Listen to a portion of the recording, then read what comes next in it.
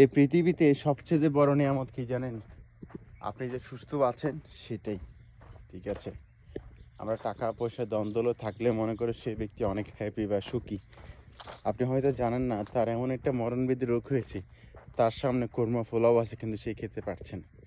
তার ডায়াবেটিস হয়ে গেছে, তার সামনে রসগোল্লা চমচম আছে কিন্তু সে ছুঁইতে পারতেছে না, কারণ তার তো ডায়াবেটিস বা বড় একটা রোগ হয়ে গেছে।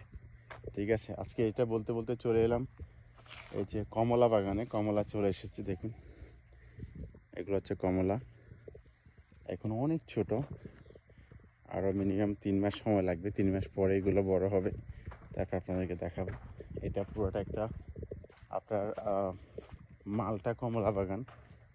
এটা হচ্ছে কমলা গাছ, যেগুলো চিকন পাতা এগুলো হচ্ছে কমলা, আর যেগুলো হচ্ছে এই যে মোটা পাতা এটা হচ্ছে আপনার মালটা। মালটা এসে পড়েছে অলরেডি, এগুলো সব হচ্ছে মালটা গাছ।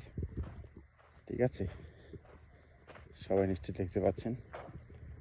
আবার আমার পাশে আরও আছে, এখানে আম বাগান তো আছে। আম তো আপনাদেরকে অনেকবার দেখাইছি, তারপর বেশি চোখে পড়ে যায়। এই দেখুন, মাশাআল্লাহ আম বাগান আছে।